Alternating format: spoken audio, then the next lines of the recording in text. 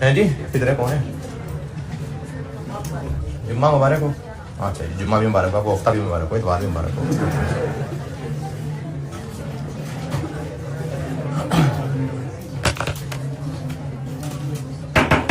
दुरूद शरीफ पढ़।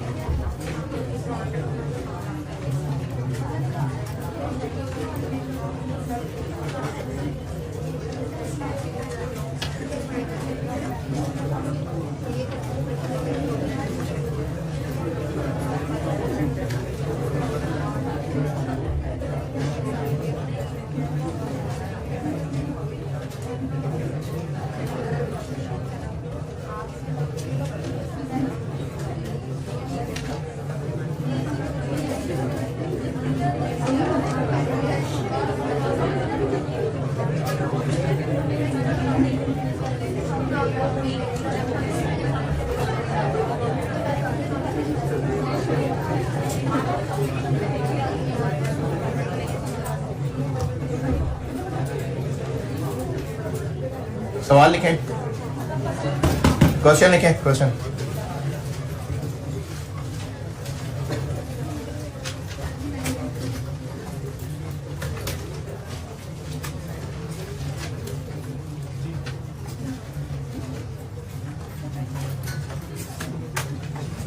Cost of asset, cost of asset.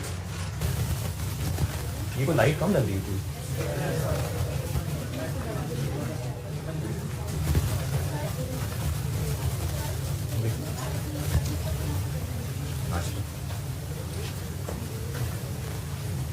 उधर जो स्विच होता है तो पास की वो तो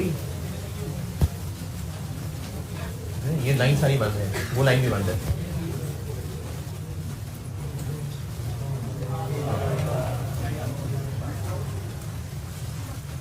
cost of asset 4 lakh, residual value 25,000 25,000, useful life 6 साल 6 ईयर्स, रिड्यूसिंग बैलेंस मेथड है।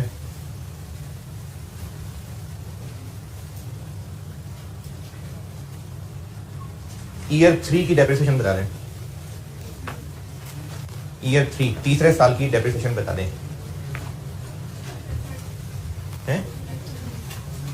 एसेट की जिंदगी के तीसरे साल की डेप्रिसिएशन बता दीजिए।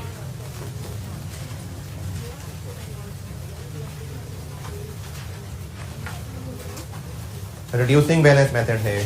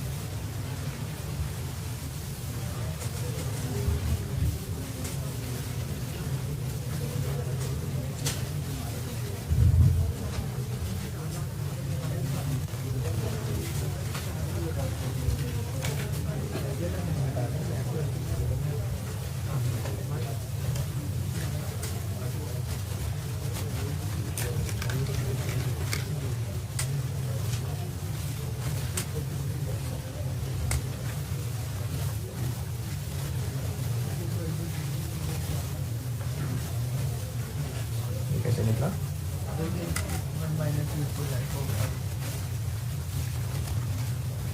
रिड्यूसिंग बैलेंस मेथड है, रिड्यूसिंग बैलेंस मेथड क्या करूँगी?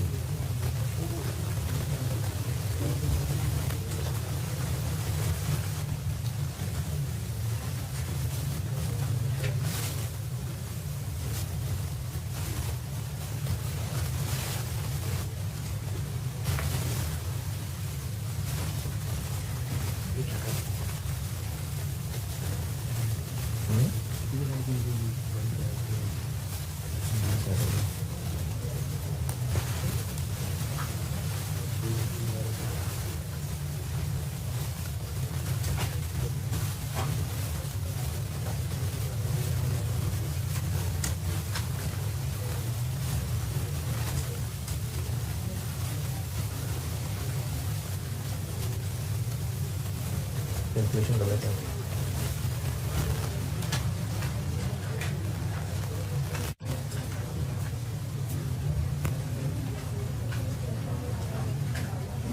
फार्मूला दोबारा देखो, पीछे फार्मूला दोबारा देखो कैसे निकला। सर पहले डेप्रिसिएशन रेट निकालिए।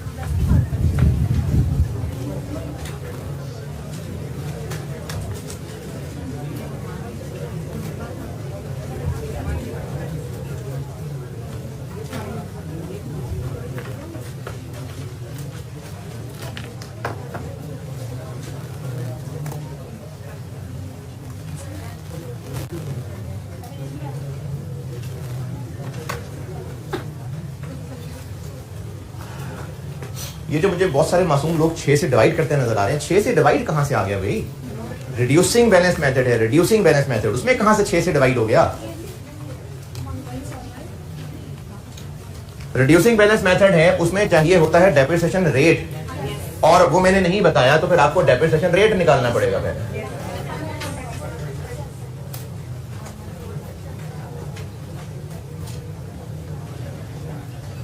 $37%, पता नहीं, देखते हैं। 37% डेप्रिसिएशन रेट निकल रहा है।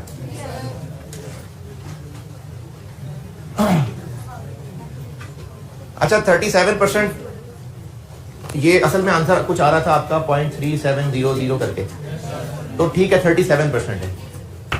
अगर आपको डेप्रिसिएशन रेट निकालना पड़े और ये इस तरह की बजाय ये आ रहा होता, अभी तो 0 आ गया ना, अभी इसको कैलकुलेट करके क्या आंसर आया है? 0.37, आगे 0 था, तो ठीक है 37। अगर ऐसा आ जाता तो बेहतर 37 की बजाय ये होता, यानी आप 2 डेसिमल तक रख लें। अगर कोई 37 कर लेगा तो गलत वो भी नहीं है, लेकिन बेहतर है कि 37.16% होता। अगर ये आंसर आ रहा होता तो उसकी बात कर रहा हूं, अभी तो ये आ रहा है, ठीक है 37% है, लेकिन अगर कोई इस तरह के डिजिट्स आ रहे होते तो आप 2 डेसिमल तक ले जाते। तो पहले डेप्रिसिएशन रेट निकलेगा, अब डेप्रिसिएशन कैलकुलेट होगी। कॉस्ट कितनी? 4 लाख, तो पहली डेप्रिसिएशन इसका 37% लगेगा, 148,000, बाकी रह गया 252,000। फिर दूसरे साल, अच्छा मैंने तो तीसरे साल की पूछी थी, तो पहले दूसरे साल को क्यों निकाल रहे हैं? क्योंकि वो माइनस करेंगे, बुक वैल्यू निकलेगी तो उस पे तीसरे साल का रेट लगेगा। 3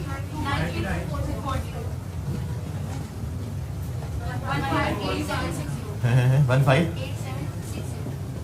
और तीसरे साल के लिए फिर इसके ऊपर 37% लगेगा। 1 नहीं 5,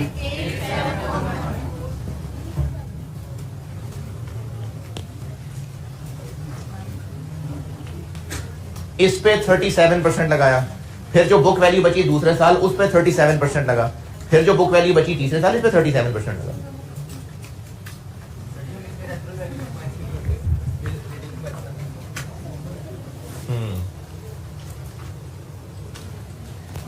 बताता हूँ, किसी ने अगर ऐसे किया हो तो वो भी ठीक है। 4 लाख पे पहले लगाया 37%, तो आ गया 148। फिर अगले साल के लिए 4 लाख में से 148 माइनस किया तो आ गया 93,240। इसमें मुझे पर्सनली सिर्फ एक चांस गलती का ये लगता है कि कुछ मासूम लोग होंगे जिन्होंने अगले साल ऐसे कर दिया होगा, है ना, ऐसे भी कौम के लोग होंगे। तो ये एक्यूमुलेटेड डेप्रिसिएशन करनी है। इन दोनों को मिला के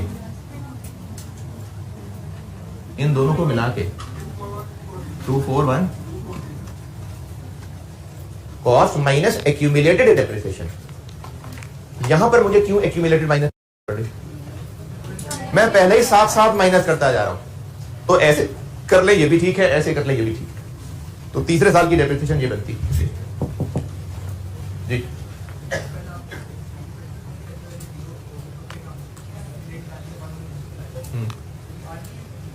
वो मैंने स्ट्रेट लाइन के लिए लिखा था।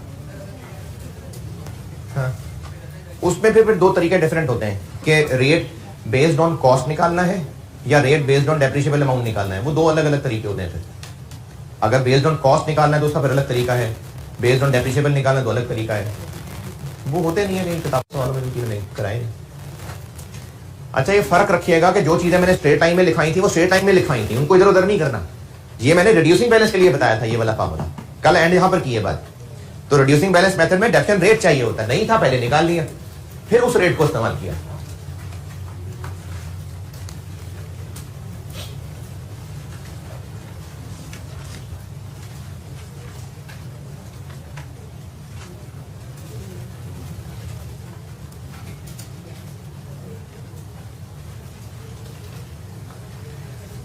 अच्छा, स्टूडेंट ने सवाल पूछा है कि इसके अलावा बाकी जितने मेथड्स थे उनमें हम डेप्रिसिएशन कैलकुलेट करते हुए कॉस्ट माइनस आरवी लिख रहे हैं, इसमें नहीं लिख रहे, इसमें कॉस्ट से शुरू कर दिया है?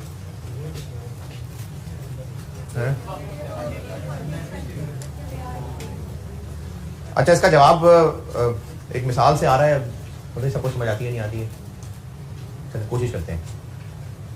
अगर ये सर के बाल काटने हैं और कैंची से काटने हैं तो काटने के बाद कितने रखने हैं, ये काटने से पहले खुद ही छोड़ के फिर ऊपर से काटने पड़ेंगे। बाल सर के बाल काट रहे हैं, अब वो काट के कहां तक पहुंचाने हैं उनका खुद अंदाजा करके उनसे ऊपर कैंची रखनी है, खुद ही उनका अंदाजा करके ऊपर कैंची रखनी है।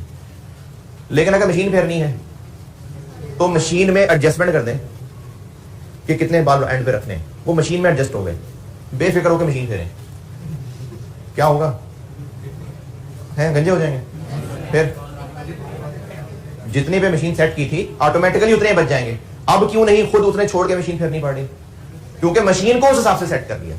जब कैंची खुद लगानी थी तो चूंकि खुद कैंची लगा रहे थे तो इस बात का ख्याल रखना था कि कितने बाल छोड़ के फिर ऊपर कैंची लगानी है।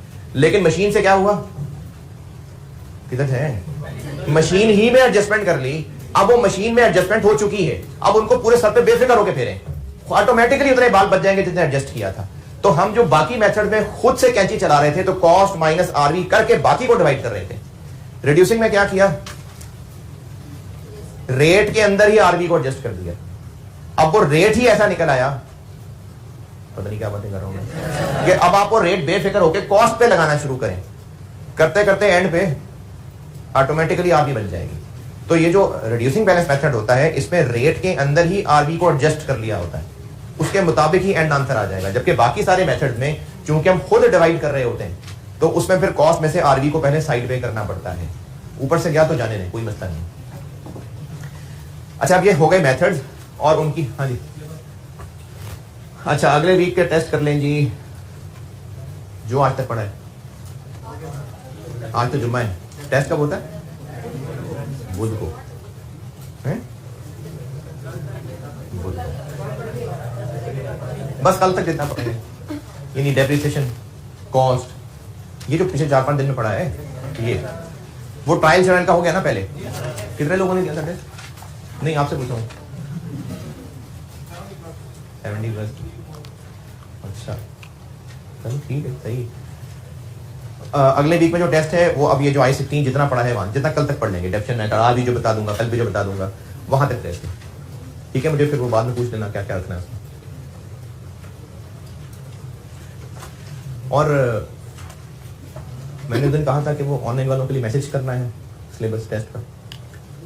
मैंने उस दिन आप साथ को खड़े, अच्छा जाके उनसे पूछो, वो क्या है जो हेड होती है, हाँ उनसे पूछो, जाके उनसे पूछो कि मैंने ऑनलाइन के ग्रुप में मैसेजेस करने को कहा था, आज जुमा हो गया, मैंने अगले वीक के टेस्ट का सिलेबस मैसेज करने को कहा था, वो उनसे पूछ लेना मेरी तरफ से, फिर मुझे बताना अगली क्लास में।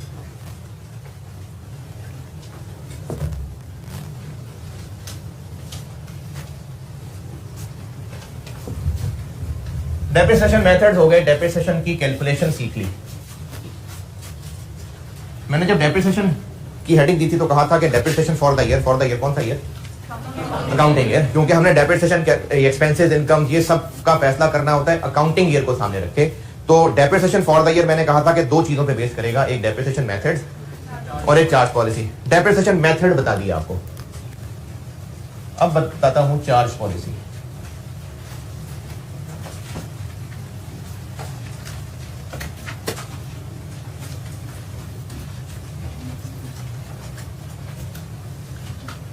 चार्ज की policy,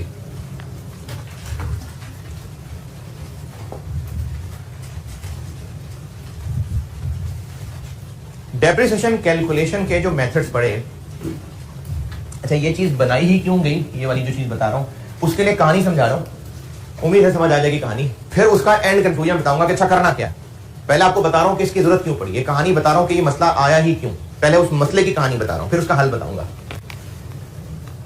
straight line method, reducing balance method और सम ऑफ ईयर डिजिट मेथड, इन तीनों मेथड में जो डेप्रिसिएशन का फार्मूला लगाने के बाद आंसर निकला वो कितने अरसे की डेप्रिसिएशन थी? स्ट्रेट लाइन, रिड्यूसिंग और सम ऑफ ईयर पूछ रहा हूं, आर्क मेथड और यूनिट्स मेथड नहीं। स्ट्रेट लाइन, रिड्यूसिंग बैलेंस और सम ऑफ ईयर डिजिट मेथड पूछ रहा हूं फार्मूले। उन तीनों के फार्मूलों पे गौर करिए कि फार्मूला लगा के जब आंसर निकलता है तो जो डेप्रिसिएशन आती है वो कितने अरसे की? 1 साल। अच्छा कौन सा 1 साल? अकाउंटिंग ईयर या एसेट की जिंदगी का 1 साल? एसेट की जिंदगी का 1 साल, क्योंकि अगर हम एसेट स्ट्रेट लाइन मेथड लगा रहे हैं, लाइफ एसेट की 4 साल है तो cost minus RV divided by 4, तो जो आंसर निकला वो एसेट की लाइफ की वजह से 1 साल की रिडक्शन निकली है। इसी तरह रिड्यूसिंग बैलेंस मेथड है, डेप्रिसिएशन रेट निकला एक percentage 37% per year, 37% per year. जब उसको मल्टीप्लाई करेंगे तो जो आंसर आएगा वो कितने अरसे की रिडक्शन होगा? 1 साल। कौन सा 1 साल? एसेट की लाइफ में से 1 साल। तो जो डेप्रिसिएशन मेथड्स आंसर बता रहे हैं वो डेप्रिसिएशन की लाइफ का 1 साल का आंसर बता रहे हैं। ये प्रॉब्लम कब आएगा? 30, 20, 30 जून 21, 30 जून 22, 30 जून 23।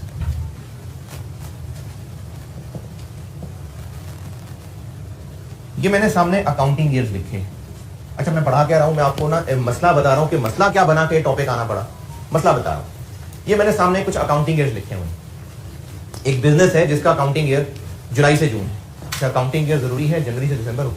नहीं, बिजनेस कोई भी 12 महीने का पीरियड तय कर सकता है। जैसे कुछ स्कूल हैं वो अप्रैल से मार्च का साल रख लें, कोई है जो अगस्त से जुलाई का साल रख लें, कोई नवंबर से अक्टूबर रख लें, स्कूल्स की मर्जी। इसी तरह बिजनेस की मर्जी कि वो जो मर्जी 12 महीने का एक साइकिल चला रहे। नॉर्मली जुलाई से जून होता है, नॉर्मली, सवालों में कुछ भी हो सकता है, ज्यादातर जुलाई से जून होता है। तो मैंने मिसाल दी कि एक बिजनेस का अकाउंटिंग ईयर था जुलाई से जून। अब ये सामने 4 अकाउंटिंग ईयर मैंने लिखे हुए हैं। इस बिजनेस ने जब भी कोई एसेट खरीदना होगा तो जरूरी है कि वो 1 जुलाई का इंतजार किया करेगा? नहीं, वो तो देखें ये तो अकाउंटिंग ईयर है, बिजनेस तो पूरा साल चल रहा है, तो उनको तो जब जरूरत पड़ेगी तब खरीदेंगे। तो उस बिजनेस ने क्या किया कि एक एसेट खरीदा, एक मशीन खरीदी जिसकी यूजफुल लाइफ 3 साल थी, और वो मशीन उसने खरीदी 1 अप्रैल 20 को। इस मशीन की जिंदगी के 3 साल 31 मार्च 21, 31 मार्च 1 अप्रैल की बात है ना, 1 साल का हो गया एसेट। 31 मार्च 22, 2 साल हो गए। 31 मार्च 23, 3 साल। ये एसेट की लाइफ 3 साल थी, इसकी यूजफुल लाइफ 3 इयर्स थी। जो भी फार्मूला लगाएंगे डेप्रिसिएशन का, चलें फिगर्स भी डाल लेता हूं। इस मशीन की कॉस्ट थी 360 और आरवी कोई नहीं थी, तो स्ट्रेट लाइन का फार्मूला लगाया, क्या बनी depreciation? Straight line method, RV नहीं है 120 360 डिवाइडेड बाय 3, जो 120,000 की फिगर निकली है ये कौन से एक साल की डेप्रिसिएशन है? ये एक अकाउंटिंग ईयर की डेप्रिसिएशन है या एसेट की लाइफ में से एक साल की? तो ये इन 12 महीनों की डेप्रिसिएशन का आंसर 120 निकला है। डेप्रिसिएशन एक्सपेंस ग्रुप का है और इनकम स्टेटमेंट बनती है कब? साल के एंड पे। कौन सा साल? Accounting year. तो फिर हमें डेप्रिसिएशन कैलकुलेट करने की फिगर अकाउंटिंग ईयर एंड पे होगी या एसेट की सालगिरह वाले दिन? अकाउंटिंग ईयर एंड पे। तो हमें डेप्रिसिएशन कैलकुलेट करने की जरूरत यहां नहीं थी, यहां थी। हमें डेप्रिसिएशन यहां कैलकुलेट करनी चाहिए थी, यहां कैलकुलेट करनी चाहिए थी, यहां कैलकुलेट करनी चाहिए थी, यहां कैलकुलेट करनी चाहिए थी। जबकि जो फार्मूला लगाया 3,60,000 डिवाइडेड बाय 3, उसका जो आंसर आया वो कितने साल? 12 महीने। कौन से? प्रॉब्लम क्या आई? प्रॉब्लम ना आती ये मशीन किस दिन खरीदते? 1 जुलाई को। क्यों प्रॉब्लम ना आती? क्योंकि जब हम यहां पर डेप्रिसिएशन कैलकुलेट करते इधर और फार्मूला लगा के आंसर 1,20,000 निकालते, तो इस अकाउंटिंग ईयर में एसेट कितना अरसा इस्तेमाल हुआ होता? पूरा साल। ये बात दोबारा सुनिए, अभी जो मैंने सामने बनाया ना ये प्रॉब्लम है। मैं कह रहा हूं कि प्रॉब्लम ना होती अगर अकाउंटिंग ईयर और एसेट की जिंदगी मैच कर रही होती। डेप्रिसिएशन हमने अकाउंटिंग ईयर एंड पे कैलकुलेट करनी थी, फार्मूला लगाया 1,20,000 आंसर आ गया। अब वो 1,20,000 12 महीने की डेप्रिसिएशन है। इस साल में एसेट कितना इस्तेमाल हुआ होता? पूरे 12 महीने। इस साल में 12 महीने, इस साल में 12 महीने। तो जो जो डेप्रिसिएशन के फार्मूले का आंसर आया होता हम उसको बेफिक्र होके एक्सपेंस फॉर द ईयर कह देते। यहां पर प्रॉब्लम क्यों अराइज हुई कि जब इस दिन डेप्रिसिएशन कैलकुलेट की तो इस अकाउंटिंग ईयर के अंदर ये मशीन पूरे 12 महीने इस्तेमाल हुई थी। कितने महीने इस्तेमाल हुई? 3 महीने, अप्रैल मई जून।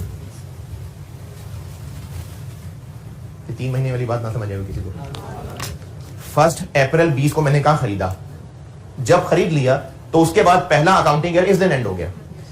हमें डेप्रिसिएशन अकाउंटिंग ईयर एंड के ऊपर कैलकुलेट करनी है क्योंकि अकाउंटिंग ईयर एंड होगा तो इनकम स्टेटमेंट वगैरह बनेगी, तो हमें इसलिए अकाउंटिंग ईयर एंड को सामने रख के डेप्रिसिएशन कैलकुलेट करनी होती है। लेकिन जब फार्मूला लगाया तो उस फार्मूले ने आंसर दिया 12 महीने की डेप्रिसिएशन। 2020 में उसको एक्सपेंस कहना ठीक है। मैंने डेप्रिसिएशन का कॉन्सेप्ट ही मैचिंग से रिलेट करके बताया था। तो क्या 2020 में ये 12 महीने इस्तेमाल हुआ है? तो फिर इस 2020 में पूरा 1,20,000 एक्सपेंस नहीं आना चाहिए। 2021 में ठीक है, वो पूरे 12 महीने एसेट मौजूद रहा। 22 में मौजूद रहा, 23 में 9 महीने मौजूद रहा। तो मसला ये आया 9 महीने ना, यहां तक एसेट मौजूद है। तो 1 जुलाई 22 से 31 मार्च 23, 9 महीने। तो प्रॉब्लम ये सारी डिस्कशन का कब आया कि अगर एसेट खरीदा हो इत्तेफाक से किसी अकाउंटिंग ईयर के शुरू में, तो फिर जो जो डेप्रिसिएशन कैलकुलेट कर रहे हैं फार्मूलों से उन्हीं को depreciation expense for the year कहते जाएं, कोई मसला नहीं। मसला कब आएगा? जब एसेट का खरीदना और एसेट का बेचना अकाउंटिंग ईयर से मैच ना कर रहा, तो मसला आएगा। और मसला भी किस ईयर में आएगा? पहले और आखिरी में, क्योंकि दरमियान में तो वो पूरा पूरा मौजूद है। इस मसले का फिर कोई हल होना चाहिए। ये मसला एक बार फिर सुन लीजिए। प्रॉब्लम तब अराइज होगी अगर एसेट का खरीदना या एसेट का बेचना किसी अकाउंटिंग ईयर के दरमियान में कहीं फॉल कर गया। तो प्रॉब्लम क्या आएगी कि जो डेप्रिसिएशन मेथड का आंसर निकला होगा वो पूरे 12 महीने की डेप्रिसिएशन का निकला होगा, जबकि इस अकाउंटिंग ईयर में ये एसेट 12 महीने इस्तेमाल हो रहा है नहीं, इस अकाउंटिंग ईयर में हो रहा है। तो फिर हम इस फार्मूले के आंसर को इस अकाउंटिंग ईयर की डेप्रिसिएशन नहीं कह सकेंगे। ये मसला समझ आया कि नहीं? अगर ये मसला कब आ रहा है? जब एसेट का खरीदना या बेचना अकाउंटिंग ईयर से मैच नहीं कर रहा। अगर अकाउंटिंग ईयर से मैच कर रहा होता तो कोई मसला नहीं, जो फार्मूले का आंसर है वही depreciation expense for the accounting year है। लेकिन अगर इसका खरीदना या बेचना किसी अकाउंटिंग ईयर के दरमियान में फॉल कर रहा है तो पहले और आखिरी साल में फर्क आएगा, मैचिंग खराब हो रही होगी। क्यों मैचिंग खराब हो रही होगी? क्योंकि फार्मूले का आंसर 12 महीने की डेप्रिसिएशन निकला होगा, जबकि उस अकाउंटिंग ईयर में 12 महीने इस्तेमाल नहीं हुआ होगा। तो इस मसले के 2 हल चलते हैं।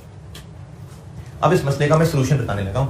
इस मसले के सोल्यूशन को फिर चार्ज पॉलिसी कहते हैं, और वो 2 हल हैं जो चल रहे हैं, जिनमें से इनफैक्ट एक ही चल रहा है। सवालों में कभी कभार दूसरा भी आ जाता है, इसलिए दोनों बता रहा हूं, वरना एक ही काफी है। एक हल होता है, उसको कहते हैं मंथली बेसिस।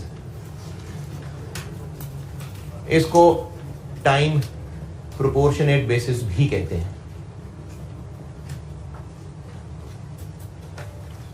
और ये वो हल है जो शायद आप यहां अगर खुद अकल से सोचते तो शायद सोचते। 2020 में डेप्रिसिएशन कैसे चार्ज होनी चाहिए? 1,20,000 इंटू 3/12। क्यों? क्योंकि इस्तेमाल 3 महीने हुआ। ठीक है, शाबाश। यहां पर 1,20,000 इंटू, इसको मंथली बेसिस या टाइम प्रोपोर्शनेट बेसिस कहते हैं। यानी इस तरीके में डेप्रिसिएशन चार्ज होती है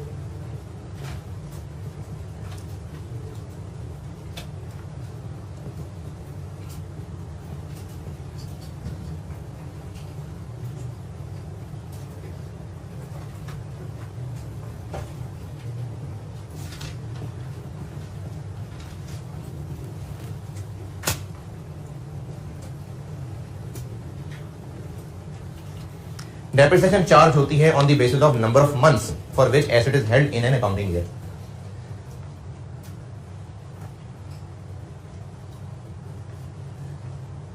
डेप्रिसिएशन मेथड से ना हमने सिर्फ डेप्रिसिएशन कैलकुलेट करनी सीखी है फॉर अ पीरियड ऑफ 12 महीने। चार्ज पॉलिसी का मसला क्या आया कि अगर वो 12 महीने एसेट की जिंदगी के अकाउंटिंग ईयर से मैच नहीं खा रहे तो मसला आएगा। तो उस मसले का हल या तो ये है जो भी आपने बता भी दिया, depreciation is charged on the basis of number of months for which asset is held in an accounting year.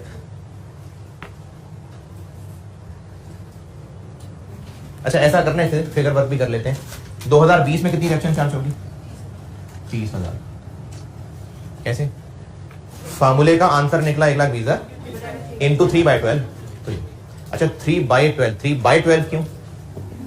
1,20,000 into 3/12। ये फिगर कितने अरसे की है? तो डिवाइडेड बाय 12 करने से क्या हुआ? 1 महीना इंटू 3। 2021 में कितनी रिएक्शन चार्ज होगी? पूरी 1/20, क्योंकि इसमें तो पूरा साल एसेट मौजूद है।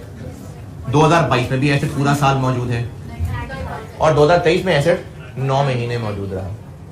तो अब आप देखिएगा ये काली फिगर सारी मिला के 360 बन रही है। यानी डेप्रिसिएशन पूरी लाइफ पे हो गई चार्ज, बस अकाउंटिंग ईयर्स में वो फैल गई।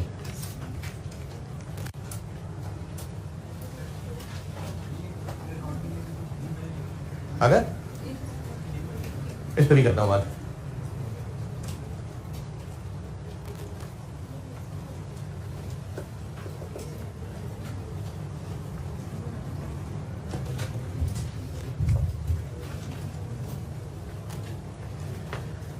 अच्छा, अब यहां पर एक सवाल बनना चाहिए कि अगर 1 अप्रैल नहीं 7 अप्रैल को खरीदा होता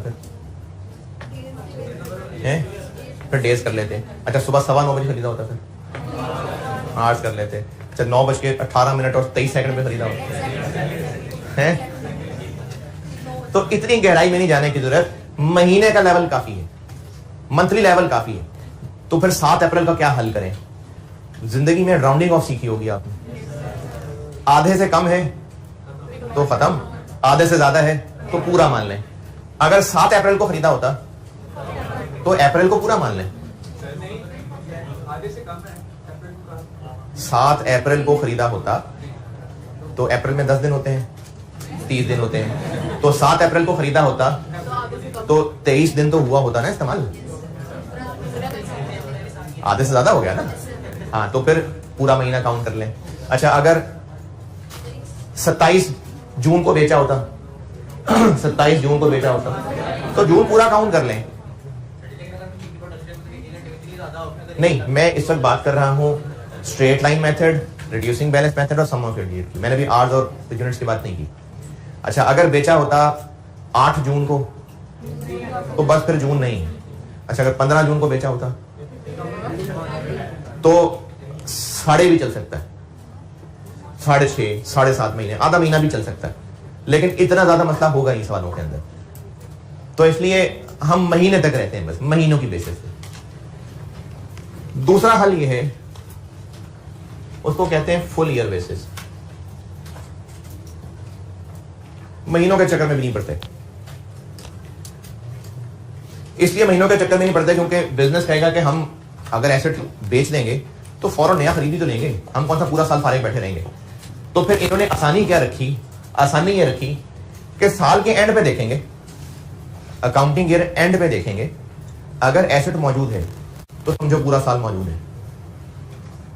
और अगर एंड पे मौजूद नहीं है तो मतलब पूरा साल मौजूद नहीं। दोबारा, फुल ईयर बेसिस वाले कहते हैं कि अकाउंटिंग ईयर एंड पे जाके देखना, अगर एसेट मौजूद है तो समझो पूरा साल मौजूद रहा, और अगर नहीं है तो पूरा साल ही नहीं रहा। अगर एंड पे मौजूद है, बेशक 15 मिनट पहले क्यों ना खरीदा हो, बस पूरा साल मौजूद है। और अगर एंड पे मौजूद नहीं है, बेशक 2 दिन पहले बेचा हो, तो पूरा साल ही नहीं है। इस सोल्यूशन पे अगर चलते तो 2020 में कितनी रिडक्शन चार्ज होती? पूरे साल की 1,20,000, पूरे साल की 1,20,000, पूरे साल की 1,20,000। 2023 में इसको फुल ईयर बेसिस कहते हैं। हाँ जी, ज्यादा यूज नहीं होता। इन दोनों में से यही आपने बाय डिफॉल्ट लगाना है, बाय डिफॉल्ट यही लगेगा, बल्कि स्टार बनाने की बजाय कहते हैं इनमें से बाय डिफॉल्ट ये लगना है। बाय डिफॉल्ट का मतलब, हाँ, बाय डिफॉल्ट ये लगना है। अच्छा, सवाल में अगर आपको इनमें से कोई कहा है तो फिर जो कहा है वो है, अगर नहीं कहा तो ये। इस तरीके में full years depreciation is charged if asset is held at end of an accounting year. Otherwise, no depreciation is charged.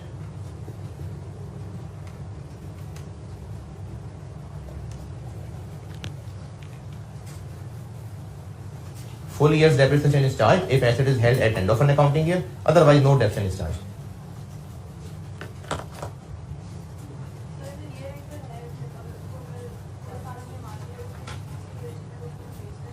नहीं, एंड पे है तो फिर बेच कैसे दें? आप कह रही एंड पे है, एंड पे है ना, 2020 के एंड पे है, 2020 की पूरी डेप्रिसिएशन चार्ज हो गई। अब क्या कह रही हैं आप? तो 2021 में बेच दिया, चाहे आखिर में ही क्यों ना बेचें, 2021 में बेच दिया ना, 2021 में कोई डिडक्शन चार्ज नहीं होगी।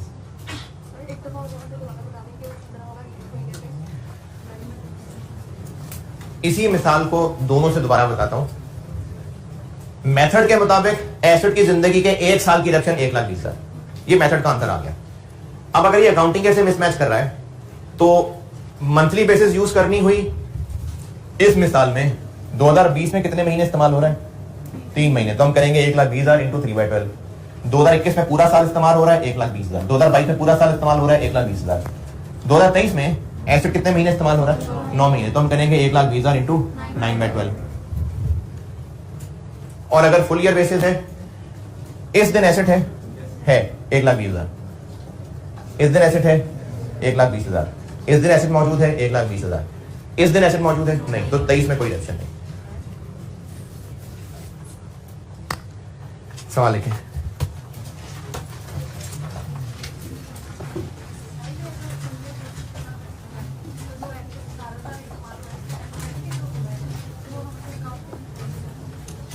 जिस साल वो बेच दिया उस साल काफी सारा इस्तेमाल हुआ था। नहीं कर रहे ना हम, इतने छोटे छोटे डिटेल में नहीं जा रहे। जो लोग ये वाला तरीका लगा रहे हैं वो साल साल के हिसाब से चल रहे हैं। देखें, वो ऐसे बेच देंगे तो उसकी जगह कोई और भी तो लेंगे ना, तो जो और लेंगे उस पर पूरे साल की डिडक्शन आ जाएगी।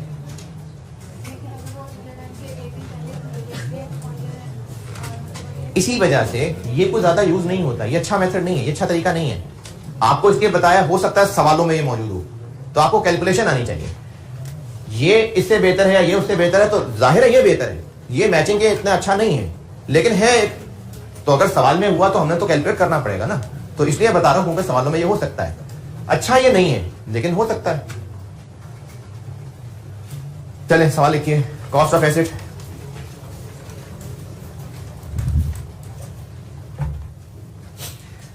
अच्छा, यूजफुल लाइफ अगर किसी एसेट की 4 साल है तो अब मजबूर है 4 साल पूरा इस्तेमाल करना ही पड़ेगा, वरना गुनाह मिलेगा।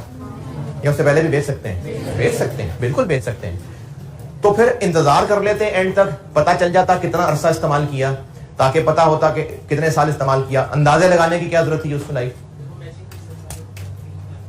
मैंने कहा कि एक बार एसेट पूरा इस्तेमाल कर लेते, पता चल जाता कितने साल अज़ल में इस्तेमाल किया। अंदाजे क्यों लगाते फिर रहे थे यूजफुल लाइफ के? क्योंकि हमने हर साल डेप्रिसिएशन कैलकुलेट करनी थी, तो अंदाजा तो लगाना पड़ना था। तो इसलिए यूजफुल लाइफ का अंदाजा तो लगा लिया लेकिन अब कोई जबरदस्ती नहीं है कि लाजमी उतने साल इस्तेमाल करें, पहले बेच सकते हैं। रेजिडुअल वैल्यू भी अंदाजा ही लगाया हुआ था, वो भी हमने डेप्रिसिएशन में इस्तेमाल किया था। क्या बाद में उन्होंने कोई चेंज आ सकती है? हाँ आ सकती है, ये हमने पढ़ना है इसी चैप्टर के अंदर। लिखिए जी कॉस्ट, एसेट की कॉस्ट 240,000, 2,40,000 यूजफुल लाइफ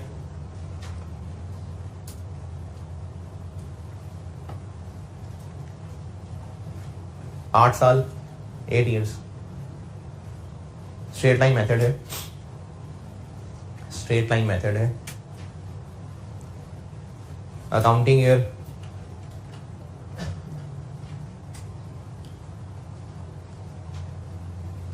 अक्टूबर से सितंबर, 1 अक्टूबर से 31 अक्टूबर, सॉरी 1 अक्टूबर से अगला 30 सितंबर, ये अकाउंटिंग ईयर, अक्टूबर से सितंबर। ये एसेट खरीदा, रेट ऑफ परचेज इसकी फर्स्ट डेट ऑफ परचेज बता रहा हूं, 1 मई 2017, 1 मई 2017, और सेल कर दिया, डेट ऑफ सेल 31 दिसंबर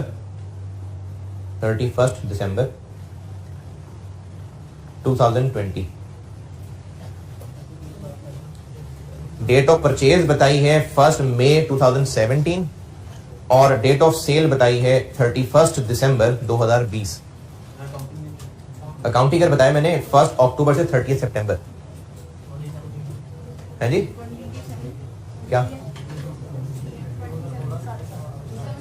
क्या 2017? अकाउंटिंग ईयर तो हर साल होगा ना भाई। अरे अकाउंटिंग ईयर तो हर साल होगा ना, हर साल 1 अक्टूबर से लेके अगले साल 30 सितंबर तक, ये एक अकाउंटिंग ईयर खत्म हो गया। वो जिंदगी में एक ही दफा होगा? नहीं, हर साल अकाउंटिंग ईयर हुआ करेगा।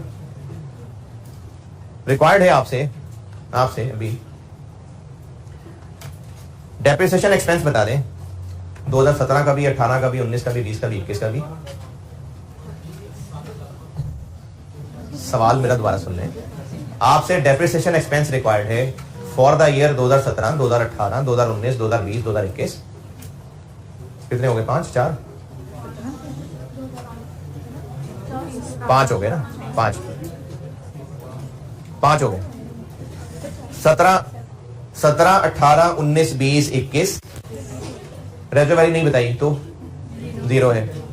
आपसे इन 5 साल की डेप्शन पूछी है मैंने यूजिंग, मैंने वो तो बता दिया ना पहले, यूजिंग। अब यूजिंग के बाद 2 सिनेरियो हैं। यार इतनी मुश्किल में पड़ गए। मैंने आपसे 5 साल की एक डेप्शन पूछी है, स्ट्रेट लाइन मेथड बता दिया। अब वो जो डेप्रिसिएशन पूछी है वो भी कैलकुलेट करनी है, कैसे? यूजिंग के बाद पहला सिनेरियो मंथली बेसिस और दूसरा सिनेरियो फुल ईयर बेसिस। अगर बिजनेस मंथली बेसिस करता हो यूज तो इन 5 साल की डेप्शन पूछी है, और अगर business full year basis use करता हो तो इन 5 साल की डेप्शन पूछी है। यानी मैंने आपसे टोटल 10 डेप्रिसिएशन पूछी हैं। या तो पूछा है वो करें तो सही ना, हिम्मत तो करें, देखें बन जाएंगे। 17, 18, 19, 20, 21 कहा है मैंने। दोबारा सुने, दोबारा एसेट की कॉस्ट क्या बोली मैंने? 240,000। यूजफुल लाइफ क्या कही? 8 years। एसेट खरीदा किस दिन? 1 मई 2017। करना था 8 साल इस्तेमाल, लेकिन बस पसंद नहीं आया, बेच दिया। कब? 31 दिसंबर 2020। होशो वास में बता रहा हूं, ये डेट्स बताएंगे। स्ट्रेट लाइन मेथड बताया। अकाउंटिंग ईयर क्या कहा? 1 अक्टूबर से 30 सितंबर। किस साल? हर साल। अकाउंटिंग ईयर हर साल। पूछा मैंने आपसे ये है कि इस एसेट की डेप्रिसिएशन बता दें फॉर द अकाउंटिंग ईयर 2017। अच्छा, अब यहां पर एक नई चीज सीखें। ये जो अकाउंटिंग ईयर है, ये वाला, इसको अगर बोलना हो कि ये कौन सा ईयर है तो उसको क्या बोलेंगे? 2020, 2019? इस वाले को उसको 2020 बोलेंगे। वैसे अगर देखें तो ये डिजिट भी आ रहा है, ये भी आ रहा है। ये अकाउंटिंग ईयर शुरू कब से हो रहा है? किधर है यार, क्या कर रहे हैं? ये अकाउंटिंग ईयर कब से शुरू हो रहा है? 1 जुलाई 19 से खत्म कब हो रहा है? 30 जून 20। लेकिन जब इस ईयर को बोला जाएगा ना कि कौन सा ईयर है, तो उसको 2020 बोला जाएगा या 19 बोला जाएगा? 20। क्यों? 19 में शुरू भी तो हो रहा है। तो ईयर की जो पहचान बनती है ना, वो बनती है जो उसका एंडिंग होती है। इस अकाउंटिंग ईयर को क्या बोलेंगे? 2022। हालांकि इसकी अगर पूरी डेट्स देखें तो ये शुरू कब हो रहा है? 1 इधर देखें ना यार, 1 जुलाई 21, एंड कब हो रहा है? 30 जून 22। लेकिन इसकी पहचान क्या है? इसको बोला जाएगा ईयर 2022। तो मैंने इसलिए आपसे रिक्वायरमेंट में पूछा है कि accounting year 2017, accounting year 2018, accounting year 2019, 2020, 2021, इन 5 ईयर्स की मैंने डेप्रिसिएशन पूछी आपसे। अकाउंटिंग ईयर 21 से मेरी क्या मुराद है? अकाउंटिंग ईयर 21 से मैं कौन सा ईयर कह रहा हूं? जो फर्स्ट अक्टूबर 20 को शुरू होके 30 सितंबर 21 को खत्म होगा, वो मेरी मुराद है ईयर 2021। मैंने ईयर 2018 किसको कहा है? ईयर 2018 जो 1 अक्टूबर 17 से शुरू हो रहा है और 30 सितंबर 18 को खत्म होगा। चलें अब करें सवाल।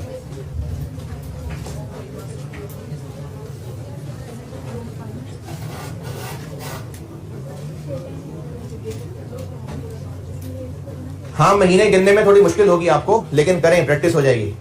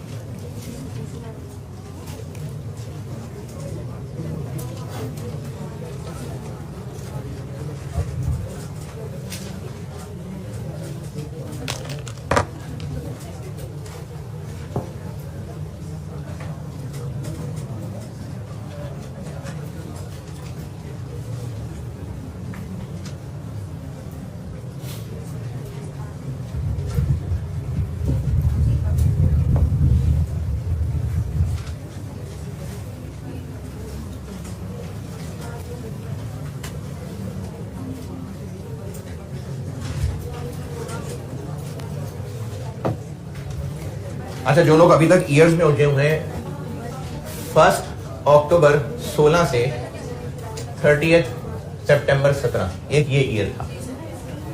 फिर एक ईयर था 1 अक्टूबर 17 से 30 सितंबर 18।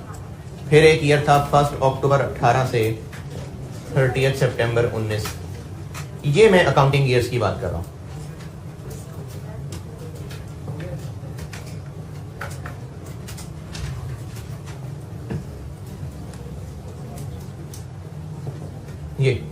ये 5 अकाउंटिंग ईयर्स मैंने सवाल में बोले हैं। इन 5 अकाउंटिंग ईयर्स के लिए डेप्रिसिएशन एक्सपेंस पूछा है मैंने।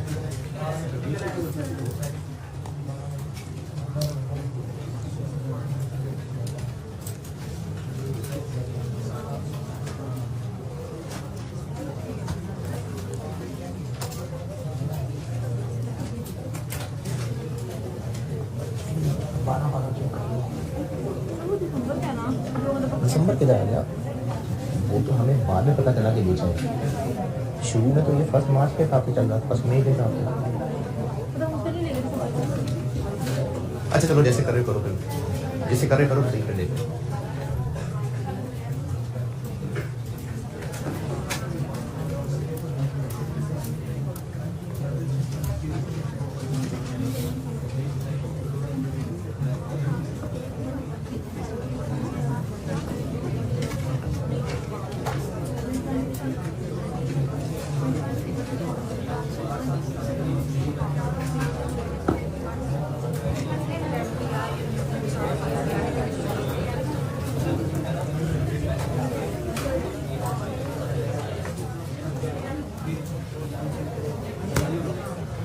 मंथली बेसिस से भी करने को कहा है और फुल ईयर बेसिस से भी करने को कहा है।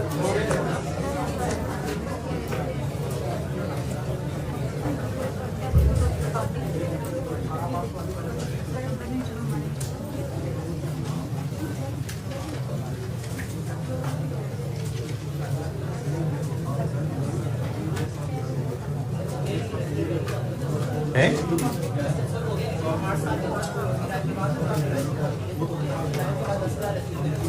लाइफ कैसे पूरी हुई? बेच ही दिया तो लाइफ कैसे पूरी कर लें?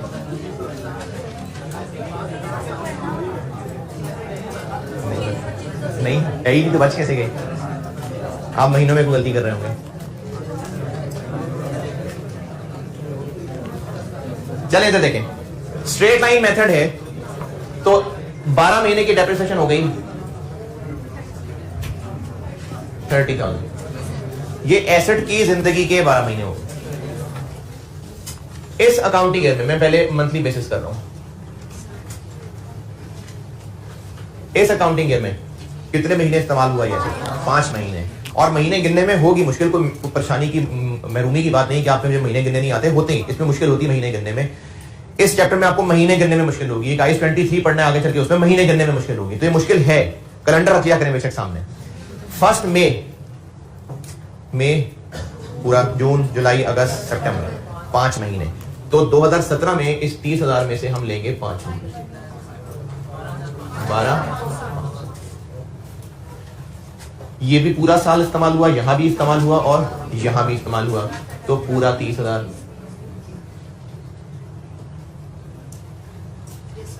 यहां तक बताएं अगर अभी कोई एतराज है तो। ये 5 महीने आए समझ, और ये पूरा पूरा साल नहीं।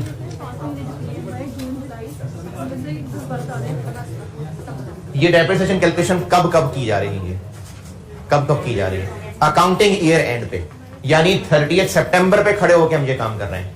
तो 2017 30 सितंबर तक गिने 1 मई से कितने महीने बनते हैं? 5। तो इस अकाउंटिंग ईयर में ये एसेट 5 महीने मौजूद रहा। 5 ना गिने जा रहे हो, 1 2 3 4 5, देख ऐसे गिनते हैं 5। मई जून जुलाई अगस्त सितंबर, तो इस अकाउंटिंग ईयर में ये 5 महीने मौजूद रहा। 5 महीने 2018 में, 19 में, 20 में ये पूरा पूरा मौजूद था, तो पूरे पूरा साल। इस अकाउंटिंग ईयर में कितना अरसा मौजूद रहा? 3 महीने, क्योंकि अक्टूबर 20 से शुरू हुआ था ये, अक्टूबर नवंबर दिसंबर में बेच दिया, तो यहां पर 3 महीने।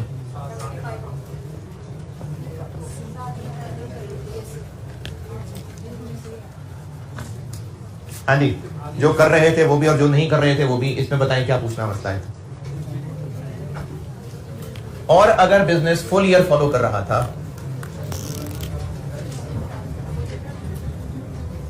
इस दिन एसेट मौजूद है 30,000, इधर भी है 30,000, इस दिन भी है 30,000, इस दिन भी मौजूद है 30,000, और इस दिन मौजूद नहीं है तो 0।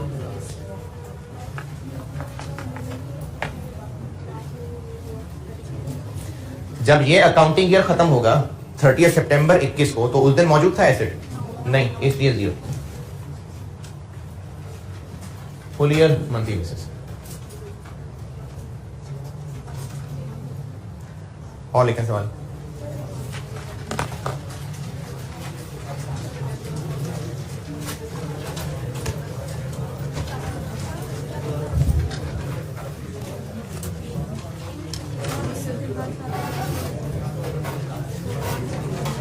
एसेट की कॉस्ट,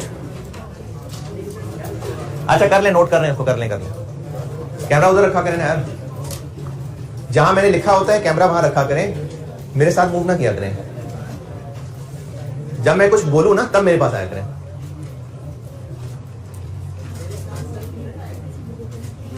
दो अलग अलग तरीके हैं तो आंसर डिफरेंट ही आएगा।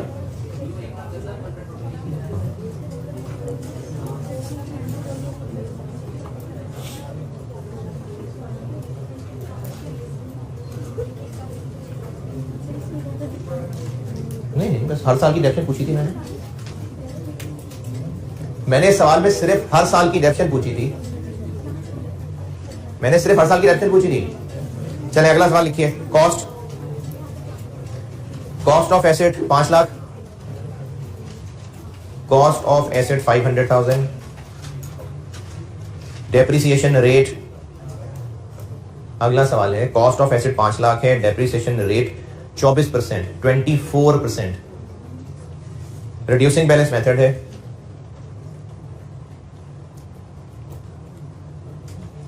अकाउंटिंग ईयर जुलाई से जून है। अकाउंटिंग ईयर जुलाई से जून,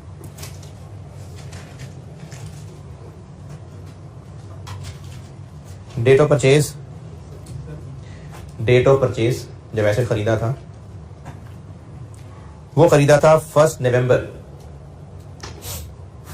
नवंबर। ये मुझे लग रहा है इसकी बैटरी खत्म हो गई है, ये कभी बंद हो जाती है आवाज लेगी ये जो रूम में। क्या बताया मैंने? 1 नवंबर 2018, 1 नवंबर 2018। और बेचा वेचा नहीं है, बस ठीक है हमारे पास है अभी। रिक्वायर्ड है आपसे, बेचा नहीं है ना, बस जरूरत नहीं बेचना है, बस है हमारे पास अभी। रिक्वायर्ड है आपसे depreciation expense for the year ending, depreciation expense for the year ending. हाँ, जब ये बात अकाउंटिंग के सवालों में जहां भी बात हो रही होगी ना फॉर द ईयर, तो उससे बड़ा अकाउंटिंग ईयर ही होता है। अकाउंटिंग के सवालों में जब भी ईयर कहा जा रहा तो वो अकाउंटिंग ईयर की बात हो रही है। Depreciation expense for the year ending 30 जून 2019, 2020, 2021, 19, 20 और 21 यूजिंग ये दोनों, एक बार मंथली से कर दें और एक बार फुल ईयर से कर दें।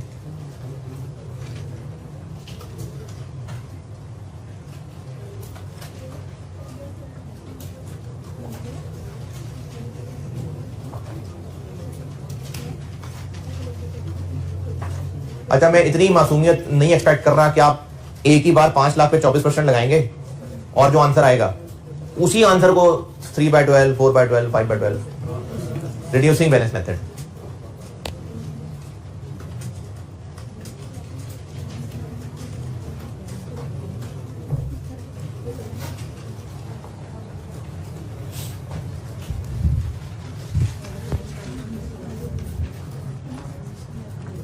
महीने गिनने में आप लोग गलती किया करेंगे, इसलिए ध्यान से।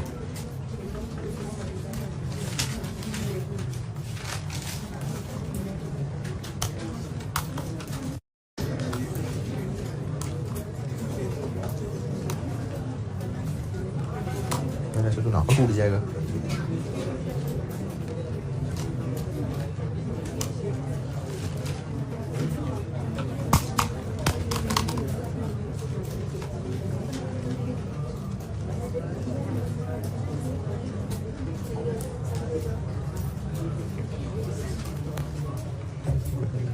चाबी वगैरह नहीं, ये तो टूट जाएगा पेन।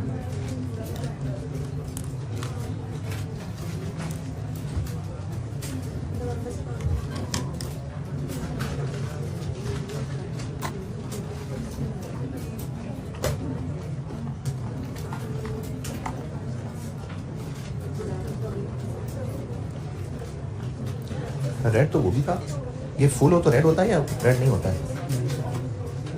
नहीं, ये लाइट कब ऑन होगी? फुल है तो ऑन होगी, खत्म हो जाएगा तो ऑन होगी। नहीं, वो वैसे मिसिंग कर रहा था, मुझे लग रहा है बैटरी का मसला था।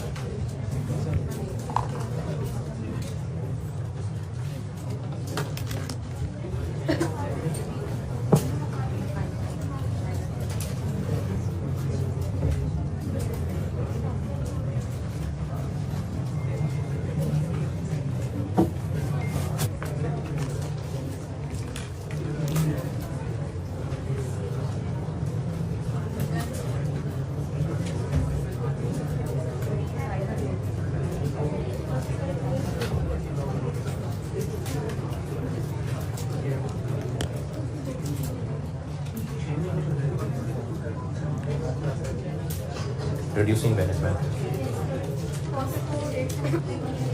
और हर साल याद आ गया।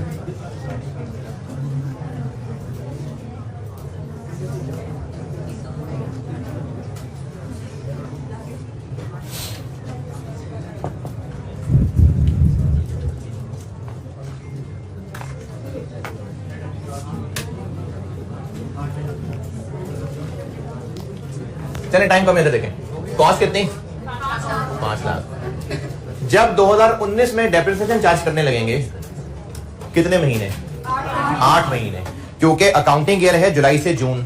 अब 1 नवंबर 18 को खरीदा है, पहला अकाउंटिंग ईयर कब एंड आना है?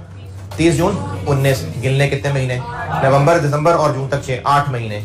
तो 2019 में डेप्रिसिएशन कैलकुलेट होगी 5 लाख के ऊपर लगेगा 24%, लेकिन इंटू 8/12 80,000।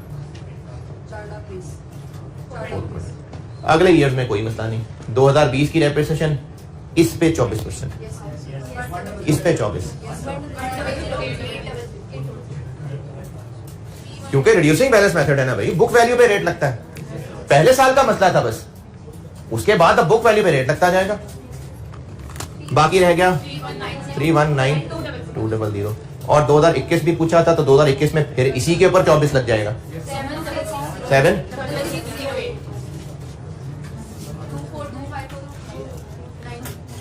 इसमें बताएं एतराज परेशानी। पिछला सवाल स्ट्रेट टाइम का था, इसलिए हर साल 30 ही होना था, हर 12 महीने का 30 होना था, इसलिए 30 को ही महीनों महीनों में फिट किया था। ये तो भाई रिड्यूसिंग बैलेंस है, पहले साल की डेप्रिसिएशन अगले ईयर पे असरअंदाज होगी। और अगर फुल ईयर होता तो बस पूरे पूरे साल की डेप्रिसिएशन लगती जाएगी। 2019 में भी पूरे ही साल की लग जाएगी, पूरा 24%। बाकी रह गया 380। फिर 2020 में फिर से इस पे 24,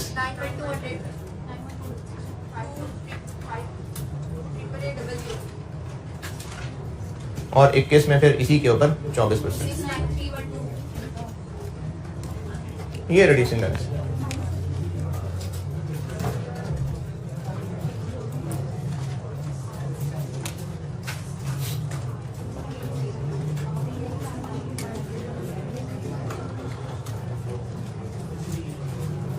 तो आपका होमवर्क ये है कि आप इन्हीं दोनों सवालों को बार बार कर रहे हैं जब तक ये चीज क्लियर नहीं हो जाती, क्योंकि कल मैं फिर और आगे चलूंगा, हैं हो जाएंगे। सब कुछ पढ़ना है, मैंने भी अल्लाह से बोला, भी चल रही है बात। रिड्यूसिंग बैलेंस मेथड दोबारा सुन लें। रिड्यूसिंग बैलेंस मेथड में चूंकि हर साल की डेप्सिट कैलकुलेट होगी तो उसके बाद अगले साल की होगी, इसलिए इसमें पहले साल की बस एहतियात है। मंथली बेसिस में 8 महीनों की डेप्सिट होनी थी, हो गई। अब उसके बाद जो बचा उसके ऊपर आगे पूरे पूरे 12 महीने चलते जाएंगे। फुल ईयर में पहले ही साल के पूरे 12 महीने लग गए, अब अकॉर्डिंगली अगले ईयर में पूरे पूरे 12 महीने चलेंगे। तो पहले साल की फिगर का ख्याल करना पड़ेगा, उसके बाद तो हर दफा 12-12 महीने लगे। अच्छा, मैंने कुछ 2-4 दिन पहले एक फिगर जगाने की कोशिश की थी, अब उसकी अगली किस्त सुन लें।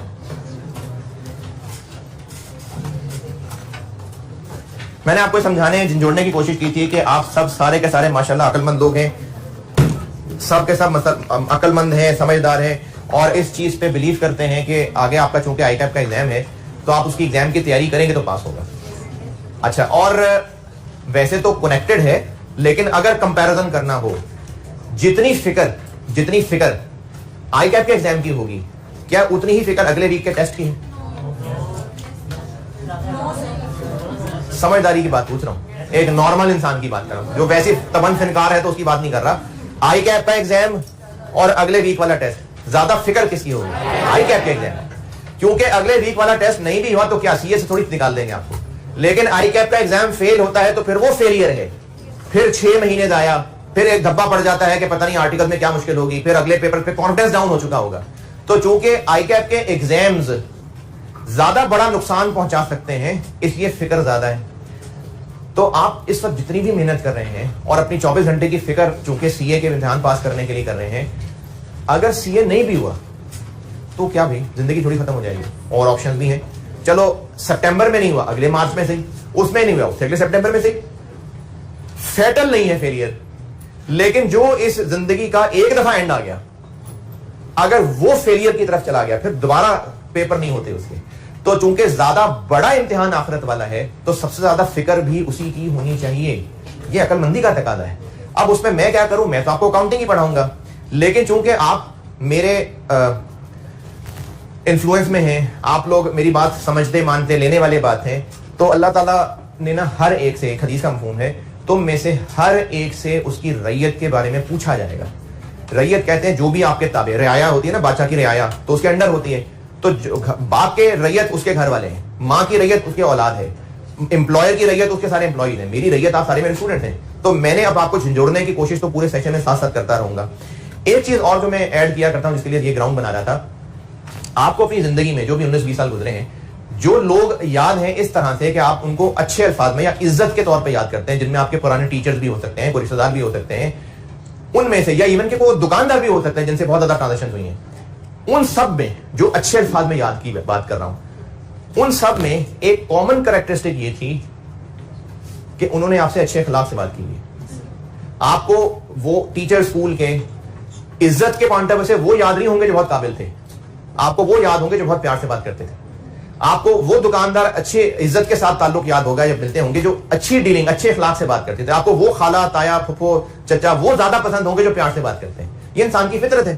तो जो इखलाक होते हैं ना, यानी पब्लिक डीलिंग, ये बहुत क्रिटिकल चीज होती है किसी भी इंसान की क्वालिटी के अंदर। और एक हदीस का मफहूम है कि जब मीज़ान, जब आखिरत में तोले जाएंगे ना अमाल, उसमें जो सबसे भारी अमल होगा वो अच्छे इखलाक होंगे। तो अब मैं काम ये करूंगा कि आपको इंशाल्लाह अकाउंटिंग तो पढ़ाऊंगा और अकाउंटिंग ही पढ़ाऊंगा, लेकिन हर क्लास में कोशिश किया करूंगा कि एक हदीस आपके सामने रखूं और मेनली वो इखलाक के चैप्टर पे होगी। और कोशिश ये हो मेरी भी आपकी भी कि चूंकि हमारा ईमान ये है कि हज़रत मोहम्मद सल्लल्लाहु अलैहि वसल्लम जो है ना वो बेस्ट ऑफ ऑल क्रिएशन है, और चूंकि उनकी स्पीशीज हमारी इंसान है वो, तो वो हमारे लिए रोल मॉडल है। तो उनकी जो भी लाइफ, उनकी सेइंग्स, उनकी लाइफ वो हमारे लिए रोल मॉडल है टू फॉलो, सिर्फ वाहवा नहीं, टू फॉलो। तो वो जो भी मैं आप तक पहुंचाऊं उसको कोशिश करूंगा कि आपके लेवल की मिसालें देके समझाऊं, आप ही के लेवल की, और किसी तरह से वो चीजें हमारे अंदर शामिल होनी शुरू हो जाएं। तो ये ऑब्जेक्टिव है। तो पढ़ाऊंगा अकाउंटिंग ही, लेकिन रोज साथ साथ एक कोशिश करूंगा कि हदीस एक जिंदगी में ऐड होनी शुरू हो जाए। कल मुलाकात होगी इंशाल्लाह।